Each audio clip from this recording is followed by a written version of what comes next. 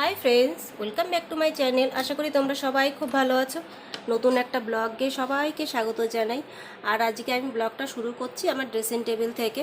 তো ড্রেসিং টেবিলের মধ্যে কি কি থাকে ছোট্ট করে তোমাদেরকে একটু দেখিয়ে দিচ্ছি। সাধারণত বেশিরভাগ মেয়েদের ড্রেসিং টেবিলে এই সব কিছুই থাকে, তো আমি তো ব্যতিক্রম হব না।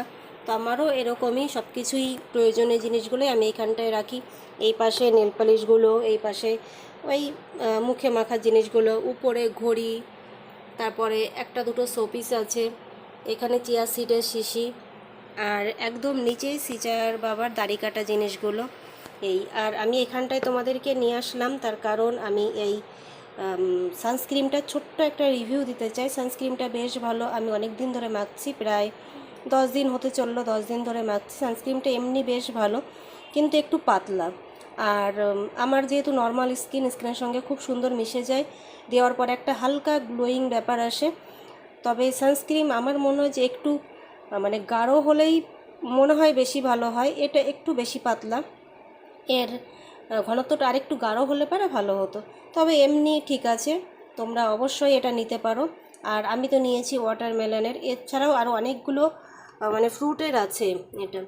আর তার সঙ্গে এই ডট অ্যান্ড কিয়ের একটা বডি লোশন দিয়েছিল, ছোট্ট একটা বডি লোশন, এটা ফ্রিতে পেয়েছিলাম। এটা বেশ ভালো, এটা তোমরা ট্রাই করে দেখতে পারো। কিন্তু বডি লোশন তো এত ছোট, আর একটা হাতে মাখতে মাখতে শেষ হয়ে যাবে। তো পারলে পারে একটা ছোট কিনে আগে দেখে নিও, তারপরে ভালো লাগলে বড় কিনতে পারো। তো এই বডি লোশনটা বেশ ভালো, আমার তো বেশ ভালো লেগেছে। মানে ব্যাগের মধ্যে টোধ্যে রাখার জন্য ঠিক আছে। আর তাছাড়া তো এই সব কিছুই যেগুলো আমি রোজ মাখি সেই সবই, এইগুলোর রিভিউ দেওয়ার মতন বা দেখানোর মতন আর কিচ্ছু নেই, সবই নর্মাল জিনিস। তাহলে দেখা হচ্ছে আবার পরে। তো এই দেখো বন্ধুরা, এখন রান্নাঘরে চলে এসেছি, দুধ জাল হয়ে গেছে আর আমি আমার জন্য একটু গরম জল বসিয়েছি। আর এইখানটায় সিজার জন্য ছাতু করে নিয়েছি, ও তো এখনও ঘুমোচ্ছে। তো ওকে ডাকবো, ছাতুটা আগের থেকে করে রাখলাম, কারণ এতটা গরম থাকে ঠান্ডা হতে সময় লাগে। তো উঠে মুখ ধুয়ে সব কিছু করতে করতে ততক্ষণে ছাতুটা ঠান্ডা হয়ে যাবে। আর চলো তোমাদেরকে একটা জিনিস দেখাই। জিনিসটাই দেখানোর কথা তোমাদেরকে বলছিলাম, কালকে বিকালবেলা যখন আমি বাজারে গেছিলাম তখন এই গাছটা নিয়ে এসেছি। তোমরা কি কেউ দেখে বুঝতে পারছো এটা কী গাছ? অনেক সময় কিন্তু এই গাছটা সচরাচর দেখা যায়, আবার অনেকে গাছ চেনে না, কিন্তু গাছের যে ফুলগুলো সেইগুলো কিন্তু সবাই খুব ভালোই চেনে। তো এটা হয়তো অনেকে নাও চিনতে পারো। তো এটা হচ্ছে বকফুল গাছ, অনেক দিন ধরে লাগাবো লাগাবো ইচ্ছে ছিল। তো কালকে আমি গিয়েই প্রথমেই ওনার কাছে চাইলাম যে দাদা বকফুল গাছ আছে, উনি সঙ্গে সঙ্গে আমাকে দেখিয়ে দিলেন। তো দুই কালারেরই ছিল, লালও ছিল সাদাও ছিল, তো আমি সাদাটাই নিয়ে আসলাম, লালটা পরে আনার ইচ্ছে আছে। আর আমার বড় জায়গা তো আছে লাগানোর মতন, কিন্তু মাটি পুরোপুরি এখনও রেডি নেই। আজকে দুপুরের মধ্যে রেডি করে ইচ্ছে আছে গাছটা রাত্রের মধ্যে বসিয়ে দেওয়ার। তো গাছটা দেখো খুব সুন্দর। আর তিনটে এর আগা আছে, তো তিনটে আগা আমি কেটে দেবো, মানে লাগানোর কিছুদিন পরে কেটে দেবো, তো সেখান থেকে আবার ঝাঁকড়ালো হবে। আর যখন ফুল হবে তখন তোমাদেরকে আমি অবশ্যই দেখাবো। তো এই দেখো বন্ধুরা, তোমরা তো সকালবেলা দেখলেই যে আমি দুধ চাল দিলাম, সিজাকে খাওয়ালাম, আর বাকি এইটুকুন দুধ বেঁচে রয়েছে। আর এমনি তো এই বাটিতে আর দুধ জাল দেওয়া যাবে না, তাহলে আরও বেশি পুড়ে যাবে।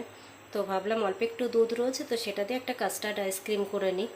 আর আমার কাছে কাস্টার্ড পাউডার আছে, তার মধ্যে একটুখানি বাদাম যে গুঁড়োটা আমি করে রাখি সেটাও দিয়ে দিই, একদম পুরো কুলফির মতন হয়ে যাবে। তো আগে একদিন করেছিলাম, খুব ভালো হয়েছিল, তো ভাবলাম যে আজকে তোমাদের সঙ্গে শেয়ার করি। তো দেখো দুধটা আগে জাল উঠে নিক। আর আমি ছোট্ট একটা বাটিতে অল্প একটু দুধ রেখেছি ঠান্ডা অবস্থায়, তো এটা তো ঠান্ডা হয়ে গেছিলো, এখন গরম করে নিচ্ছি। এই ছোট্ট একটা বাটিতে আমি একটু ঠান্ডা দুধ রেখেছি, তো এর মধ্যে কাস্টার্ড পাউডারটা একটু গুলে নেব। তো এই দেখো, এই দুধের মধ্যে এই কাস্টার্ড পাউডারটা গুলে নেব।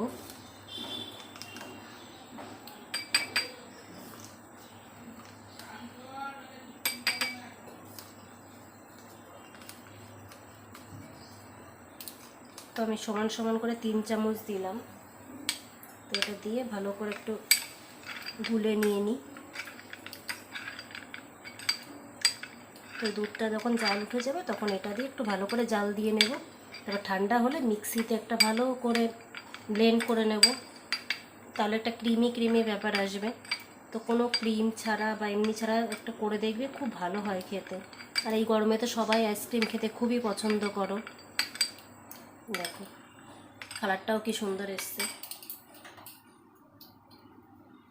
একটা জাল হয়ে গেছে, আর আমি কাস্টার্ডের যে গোলাটা সেটা একবারে দিয়েই ভালো করে এটা মেশাতে থাকবো। দেখো সঙ্গে সঙ্গে গাঢ় হয়ে গেল। এবার জাল উঠলে পরে আমি নিভিয়ে দেব। আর এর মধ্যে দিয়ে দেবো 4 চামচ চিনি। তো দেখো মিশে গেছে, আর এটা লামস হবে না। তো এবার আমি চিনিটা দিয়ে দিই। তো দেখো এখান থেকে আমি ভর্তি করে 4 চামচ দিয়ে দেব চিনি, দিয়ে ভালো করে মিশিয়ে নেব। যখন চিনিটা গলে যাবে তখনই গ্যাসের ফ্লেমটা বন্ধ করে ঠান্ডা হতে দেবো।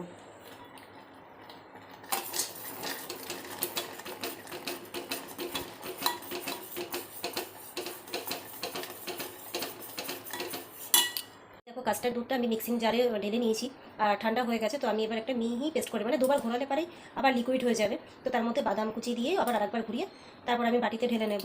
দেখো মিক্সিটা একবার ঘুরিয়ে নিলাম, আর দেখো কত পাতলা হয়ে গেছে, কত থকথকে জিনিসটা কত পাতলা হয়ে গেছে। দেখো এবার এর মধ্যে একটু বাদামের গুঁড়োটা দিয়ে দেবো।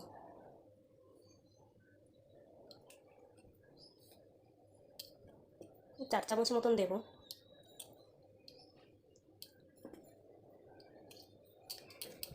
এবার আর একটু ভালো করে ঘুরিয়ে নেব, মানে এরকম ঘোরানো না, মিক্সিতে ঘুরিয়ে নেব।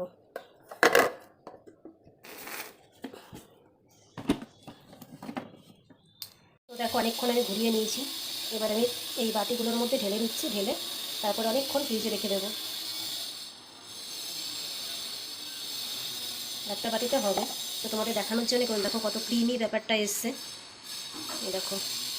তো ভিডিওটা কেমন লাগলো অবশ্যই জানিও, আর আজকের মতন টাটা। ভালো লাগলে একটা লাইক, কমেন্ট, শেয়ার, সাবস্ক্রাইব করে দিও।